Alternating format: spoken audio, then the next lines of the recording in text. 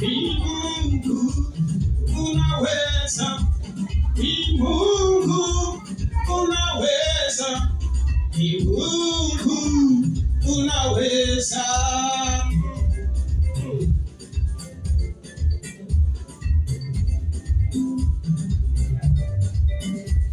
Uliweza kwa Ayubu, utaweza na kwangu. Uliweza kwa Musa, utaweza kwa kanisa. Ni Mungu unaweza, ni Mungu unaweza.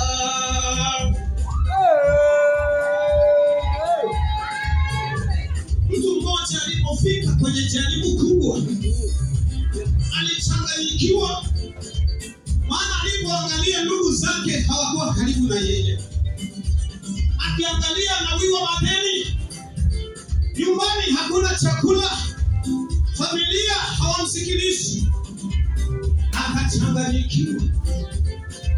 Lakini siku na saa sio dhani, Mungu aliye mwaminifu akamkumbusha moyoni ya kwamba niko ambaye niko, nitasimama na wewe.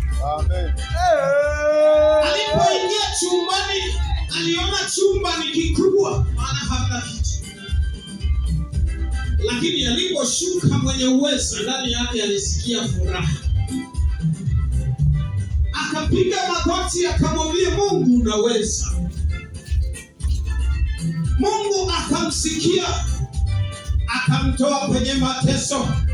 Na baada ya kutoka tu, ndugu zake walijua ni wa thamani. Ndugu, una thamani ukiwa nacho. Ukikosa hakuna hata kukusogelea. Ugonjwa asiye nacho hana hata kumsubiria. Lakini mgonjwa mwenye fedha wanabishana. Nataka niseme yuko Mungu anaweza. Kwa Lazaro Mungu aliweza.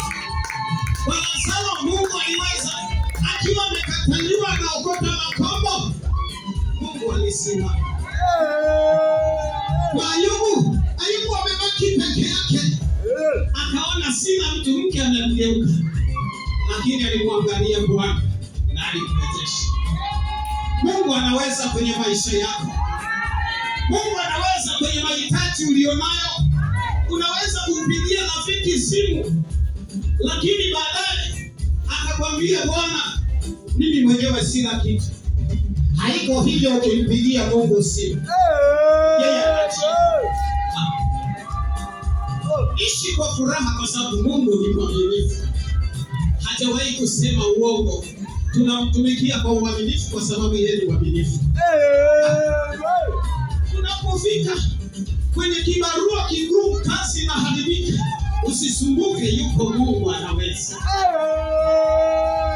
Bahari ya Shamu iligawanyika, wakapata njia ya Israeli. Na wewe magumu ulionayo, Mungu anafanya njia ile uvuke. Umefikiria sina chakula? Kumbuka Yesu mwana wa Mungu aliye hai. Wakati mkutano unaendelea, Petro anamsihi Bwana waruhusu watu waende wakatafute chakula.